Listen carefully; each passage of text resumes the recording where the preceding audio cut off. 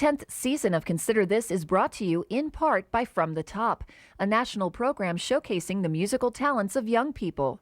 From the Top can be heard on KVNO Classical 90.7 each Saturday at 6 p.m.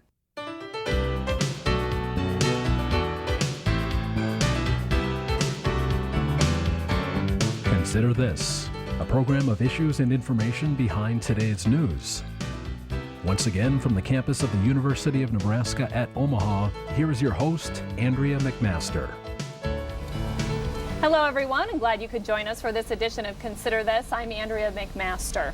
Looking for new opportunities and a new life, people from nearly 50 countries arrive in Nebraska every year. Until now, they've gone from agency to agency looking for information on health, education, social services, job training, and more. Now there's one place these individuals can go for help. The International Center of the Heartland, now open at the Center Mall, 42nd and Center Street in Omaha. We have three guests here with us today to tell us more about the International Center of the Heartland and how it's been helping individuals. I want to first begin by welcoming Kathy O'Hara, who is the Communications Director with United Way of the Midlands, which United Way developed the project and provided lead funding. So glad to have you here with us, Kathy. Thanks. And Maggie Kolkowski, the Director of the International Center of the Heartland, who's been busy these past 4 months. And Malakal Gok, who is also with Lutheran Family Services. He's a caseworker with LFS, and that's the lead agency of the center. But I also want to mention that you, Goktu, are the executive director of the Caring People of Sudan, an agency that focuses on HIV and AIDS awareness, education, and prevention, along with case management. Plus, you can share your personal story of what it was like to move here about 4 years ago and how this center really can help individuals from other countries moving into the Heartland. So we're glad to have all three of you represented here today. Let's begin with some of the basics, though. Why was the International Center of the Heartland created? Well, I think that if anybody's traveled to a new city, even just on vacation, you know what it's like trying to locate a service that all of a sudden you find you're in need of. And what that typically means is, as you mentioned earlier, going from agency to agency or making phone call after phone call after phone call. Well, imagine what that's like if you can, having a language barrier as well, those types of things. The idea of United Way, a lot of our partners, including Lutheran Family Services, Catholic Charities, Legal Aid, One World Community Health Center, is if we can find this one place, bring a lot of partners together, kind of pool all of our resources in one place and make good use of those resources, but have a place where newcomers, either immigrants or refugees, can come and access services or at least get referrals to services that aren't provided at the center. The idea is to help make them quickly integrate into our community, and obviously the ultimate goal is that they can be self-reliant here and be productive citizens and contribute to all the different fabrics of our community, culturally and economically. Okay, and so this center, it's really new. It's new. Maggie, you just started your position here, so tell us, how long has the center been open? The center opened in mid-February, and I came on board at the beginning of May. And like Kathy said, it really is a gathering place for immigrants and refugees, along with the people who serve them. So we have space available for meetings, we do trainings. Legal Aid Nebraska comes in and talks about issues that would be of concern to immigrants and refugees. For example, housing landlord issues. They need to understand what a lease is, how can they break a lease, what things happen if they don't pay their rent. They also have talked about your basic constitutional rights. Refugees are on a faster track to citizenship. After a year, they're able to apply towards that end. And they have questions about, you know, the police in past places have often been something to fear, where in America they are helpful to us. And so it's explaining how you act if you get pulled over. What happens if a police officer knocks on your door? Some very basic things. We also offer training on financial literacy. So we have different banks who come in and talk about the importance of a credit score and why you want to use a banked service versus unbanked. So there are many different services we offer. And then just referring to other agencies when people have difficulty with housing or they're looking for employment. We have some employment specialists who can help, and then we can refer to employers who are I guess, refugee immigrant friendly is a way to call them. Okay. Well, we've heard kind of a lot of terms thrown out with immigrants, secondary migrants, refugees. I want you to explain what those are so viewers can understand when we're talking about those terms today. A refugee is someone who flees their country because of persecution or fear of persecution based on religious, ethnic background, political stand. And they really they can't go back to their country. Oftentimes they have fled to another country and they're housed in a refugee camp. So they apply to be resettled someplace. And in a year's time, the United States, the president sets a limit of how many refugees we will accept. And it's about 70,000 people a year. And there are 10 agencies then that work with various resettlement agencies across the United States to say, can you take a certain population? Omaha tends to take African communities. So we have Somali, we have Sudanese, Congolese, Liberian. We also have a Karen population from Burma who we are resettling right now. And that's based on our ability to actually resettle and help these people. There are already Sudanese living here. It makes the transition a little bit easier. Lincoln tends to settle more Middle Eastern people. They've also resettled from Bosnia. So it's based on the city's capacity to help those people actually integrate into the fabric of the existing city. And an immigrant is someone who comes here voluntarily. They may be seeking employment, they may be seeking education, and so the statuses are different. They come voluntarily. Often the refugees cannot go back to their home country because of political strife, because of war. So the experience is a little bit different. Secondary migrants are refugees who were resettled initially in another city, maybe Minneapolis, St. Paul, Minnesota, possibly West Virginia, Springfield, Massachusetts, and they hear that things are good in Omaha, or they have family or relatives in Omaha, or friends who have resettled. And so they'll just pick up and show up in Omaha. And they don't have the connection to an agency. Like, there are 2 resettlement agencies in Omaha. One is Lutheran Family Service, the other is Southern Sudan Community Action. And so they're not tied to an agency like that already can help them, have a caseworker such as Malakal to help them.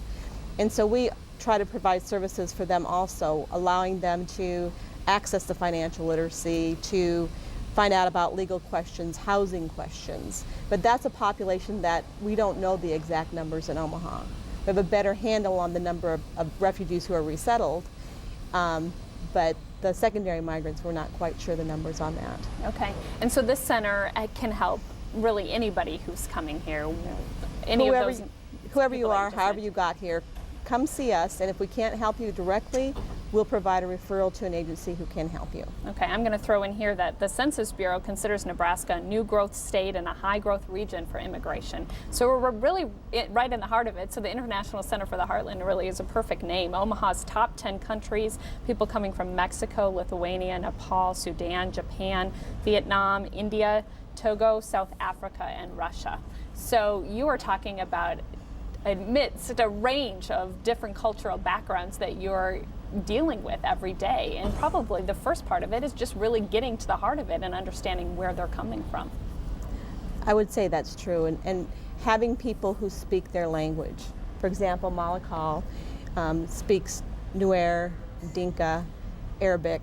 He's from Sudan, so he can help with the people coming over who don't have the English skills. That puts them a little bit more at ease as they try to navigate the maze of finding education and places to live, enrolling for Social Security cards, finding out about health issues, what do they have to take care of, looking for employment. Malakal, when you first moved here, was it very, very overwhelming? I mean, talk about what it's like coming to the United States and knowing that now that there's a center like this that could help, how that would have helped you at the time. It is actually very overwhelming because looking at the U.S. from where I come from, everything new.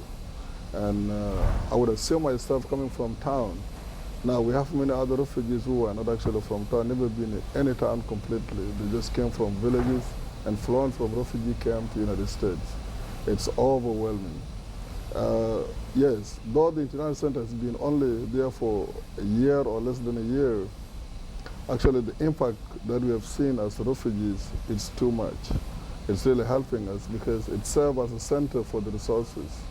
And not only that, it's become a place where we also meet.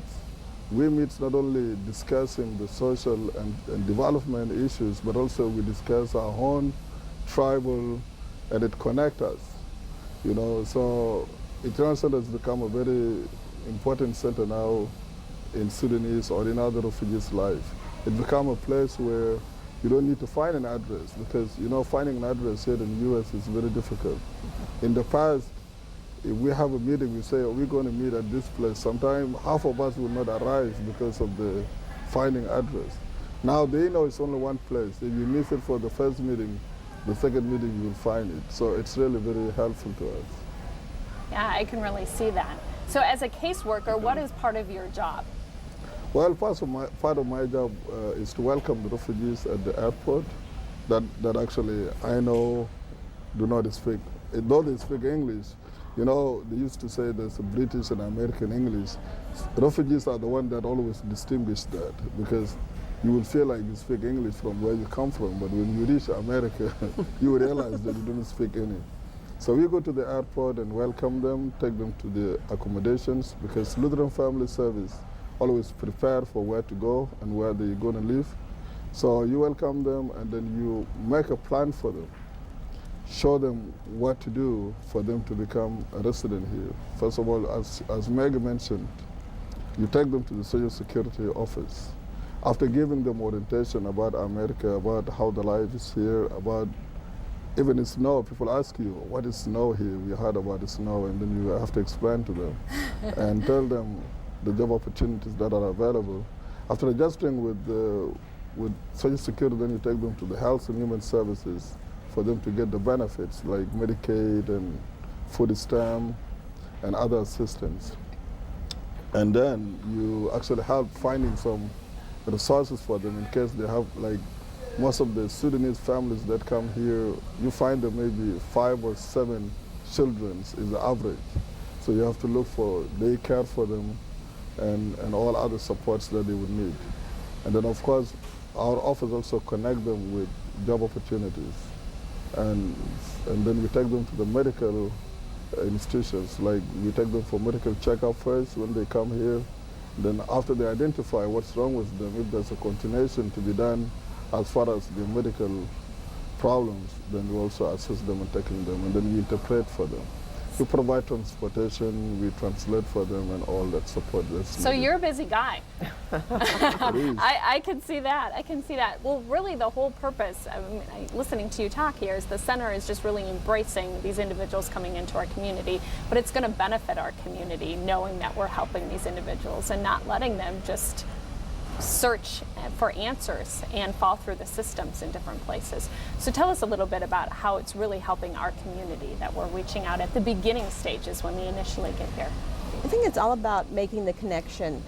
Omaha has wonderful agencies working for refugees, for immigrants, but sometimes we operate under the radar, and maybe we're not aware of what another agency is doing and how we could partner.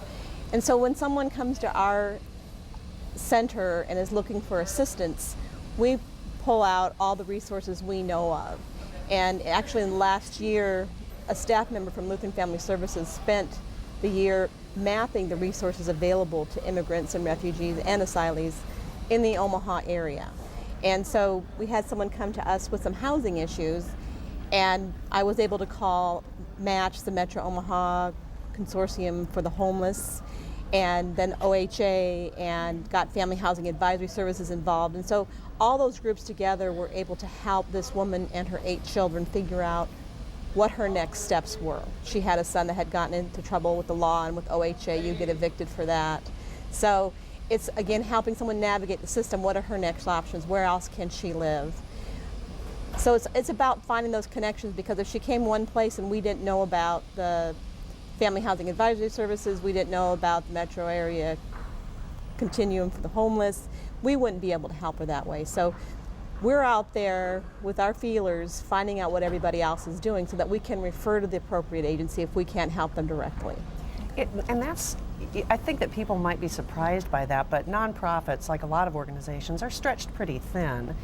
And one nonprofit is doing wonderful work in one area but might not be able to help either an immigrant or refugee or someone who's born and has lived here all their life, they may not know where to send them for some other services because they're so busy with their mission.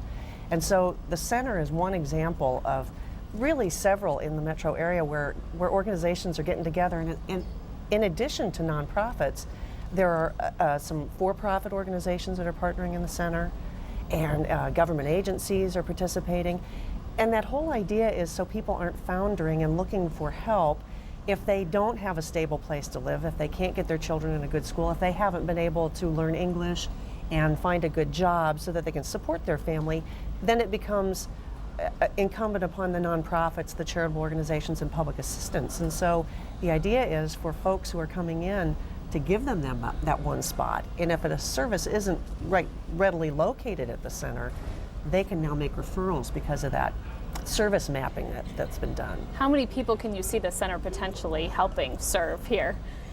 It's really hard to put a number on that. Just the sheer numbers that come in to use the center, that even if you think about people like Kathy and I in Malakal who work at different agencies, we can come in for trainings there. There's going to be a community health worker training there that runs for 8 weeks during September. We've got a woman that runs an international daycare bringing in people to talk about diversity in the population, the child population, and how to work with these children. And she's going to draw people from not only Omaha but other places who are interested in this topic. So I think it's limitless. I mean, we've just scratched the surface as to what we can offer. In one of the things that was uncovered over the mapping of the resources was that the refugee high school students are quieter, and they don't approach and ask a lot of questions. So they're doing okay in school, but they want to know what their next steps are past graduation. So we're holding a college planning workshop just for the refugee students and their parents so that they understand. And it'll be geared towards them, and there will be interpreters available for the parents to explain. So what is financial aid? How do you apply? Because they are eligible as refugees. That's a special status that they come into the United States. What scholarships might be available? Career planning, I mean, in the refugee camps, Malakal, you don't see a whole lot of different careers. So it's confusing when people say, what do you want to be when you grow up? They haven't known a whole lot. So these are just some issues that, although they are addressed in a high school setting with all of the students, we're going to pay some special attention to this population and try to help them take the next steps towards their future so that they become contributing members of our society and we're able to harness their brain power in the best way possible. And then everybody's quality of life improves. Theirs does, and ours as citizens of Omaha improve. I can see your job being extremely challenging but rewarding just because of some of these things. I mean, you really don't know who's going to walk in the door at the center and what language they're going to speak, where they just came from, and what services they need. So every day is going to be a variety, right? It's going to be very different. That's true. And one other thing, we also hold some community forum in the center, where maybe one community forum you have more than 400 people attending. And soon we will have a community forum addressing domestic violence in the Sudanese community. It's a focus that addresses all the Sudanese. And I know you're going to see people, a lot of them going to be coming. We also have Sudanese elders that also meet at the center every day. So there's a lot of people that actually benefit from the center. So just in the few months that the center has been open, you've seen that it's been successful already. Very successful.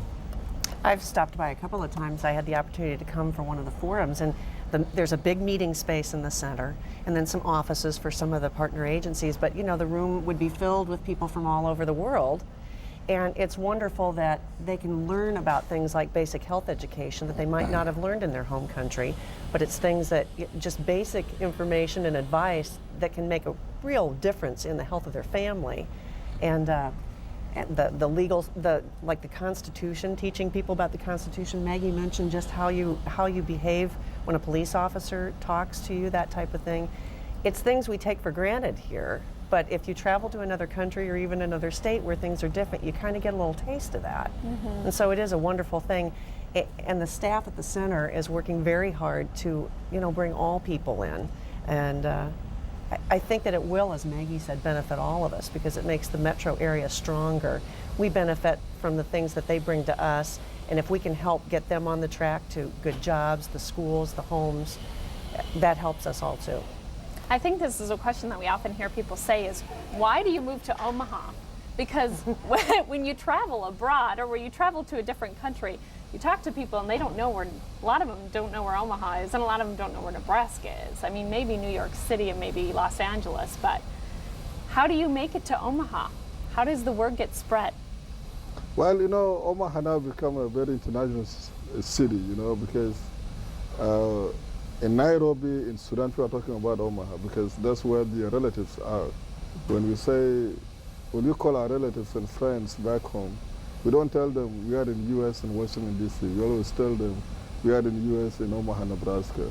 So Omaha has become a place where even other Sudanese that are settled or other refugees that are settled in different states, they ask there, where is Omaha? So, and I heard this when a few weeks ago, we have a group of the radio, the NPR, they came and asked us, how do people reach to Omaha? Because they have seen other people asking, talking about Omaha become a big area for Sudanese, and they were asking, how did people reach Omaha? You know, I could say people in Omaha or Nebraska are very nice people, because you can see these bunch of different people coming and stay completely here without realizing that people here are nice. And the refugees that are in Omaha become lucky with the 99% of the heartland, because it's very unique that refugees cannot know each other, but here in Omaha people are able to interact. Somalis are able to know Sudanese, Koreans are able to know African, and that's the uniqueness of the International Center here in the Omaha. You don't find that in New York, you don't find that in Minneapolis, where there's a lot of other refugees. People just live separately. You just go to your Sudanese community, or Somali go to Somali community. There's a job opportunities here in Omaha where, especially the meat companies, that people could work without bothering themselves with the language barriers. So Omaha had become a new home to many Sudanese here and many other refugees. What do you hear, Maggie, from folks about how they ended up here? You know, part of the refugees who are resettled, they are placed here. I mean, they're told they're going to come to Omaha. But one of the people who works with us is Corinne, and he started out in Louisiana, and there were no Corinne in Louisiana. Well, then he heard there was Corinne in Minnesota, so he went to Minnesota, and there was just some kind of infighting among the existing Corinne up there, and he heard Omaha was a good place for refugees to resettle, and so he moved down here, and then he got here and he called all his relatives and said, come to Omaha, Omaha's a good place. And they do take care of each other within the community, but there is a chance to interact, and I think, you know, integrating all of the newcomers into the existing fabric of Omaha life is really what it's about, and having the opportunity for the Somali and the Sudanese and the Karen and the Congolese and Togolese to interact and meet each other is really important. We had a rehearsal for World Refugee Day, which was held here, and we had the Somalis drumming and playing guitar and dancing and inviting the Sudanese women in to dance with them, and the Karen came and danced with them too, and it was just a wonderful opportunity to see these different cultures in Omaha and the mixing of them. And I think Omaha is a good place. It's a welcoming place. I mean, think of your neighbors. Think of people here at UNO. I mean, we're interested in learning about new cultures, and we're a good size city. Transportation is an issue, but people seem to find their ways to cars before too long once they're able to drive. And we do have a lot of businesses who are immigrant friendly, refugee friendly, who are willing to hire. And so, like I said at the beginning, we have a lot of good things going on in Omaha, but it's connecting the dots and not operating in a vacuum and figuring out how do we reach out to that small organization that only has 3 people working for it and draw them in and let the refugees know about it, let the immigrants know, and figure out how do we work with them. And people are starting to know, coming to the International Center, attending the Refugee Task Force meetings, letting yourself be known is the best way to have your services utilized. Was there a model for the center someplace else? Is there some other city out there doing something similar to this? Oh, you know, I've done a lot of internet research, and this is pretty unique. A lot of them might just focus on refugee and not immigrant, or it's more international, which focuses on international visitors who don't actually stay forever but move back. And so we're kind of making it up as we go along. And Omaha, again, is wonderful. We have people who are generous with their time, talent, and treasure. I mean, we have funders who are interested in helping the population. We have people with good hearts who say, I want to help these people make a difference, because these are the people who, and their children, who will sustain Omaha's economy in years to come. I mean, we need to harness their brain power, their intellect, and get them into jobs where they're really going to be fully utilized. So how was this formed, Kathy? What was the behind the scenes work before the center opened with you? Was it United Way of the Midlands and some people together just discussing? Well, you know, it started with people from United Way talking to 1, 2, 3 different organizations, and really over the course, it's taken over a year to get to the point where the center was, okay, we're going to do it, and that Lutheran Family Services would be the lead agency. And so it took a lot of talking, because the first thought, with at least with nonprofits, is can we absorb the extra work, you know, with the budget that we have now? But that's the beauty of it, is pooling the resources. And you know, we mentioned that there were nonprofits, but Douglas County Health is involved to a certain extent. The AIM Institute is involved. Metro Community College with English as a second language. The Girl Scouts, the YMCA, YWCA. You're talking about trying to bring everybody's skills, their particular mission skill set, and offer, say, scouting to young women who may not have known about it or may not have experienced it in their country. And that's another connection, not only to other refugees and immigrants, but then to people who live and work here in Omaha, perhaps were raised here. So it took a lot of talking, and I think that continues, because when someone learns about the center, if they see something that they can offer without, you know, expending all the money in their budget, it's a great way to do it. And it's something that United Way is very interested in a lot of angles. It's just, let's find out what everybody's expertise is and then offer that slice so that we can make things work together. Okay. Well, folks can surely stop by if they're listening today and want to. That's 42nd and Center for the International Center of the Heartland. But also the center's phone number, 346-6100. And then the website is, you can go on UW Midlands, which is United Way of the Midlands website, uwmidlands.org, and there is a link there to the International Center of the Heartland information, and you can look on there as well. So thank you very much, all three of you, for being here today, educating us a little bit more about a topic that I don't think a lot of individuals hear about very often. So thank you again, and thank you everyone for joining us for this edition of Consider This.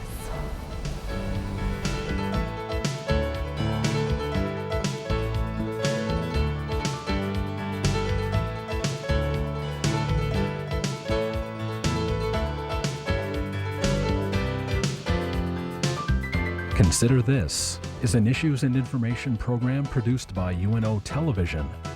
More information and program archives can be found at unotv.unomaha.edu.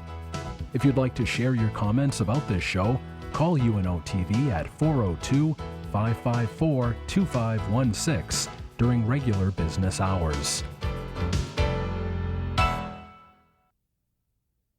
The 10th season of Consider This is brought to you in part by From the Top, a national program showcasing the musical talents of young people. From the Top can be heard on KVNO Classical 90.7 each Saturday at 6 p.m.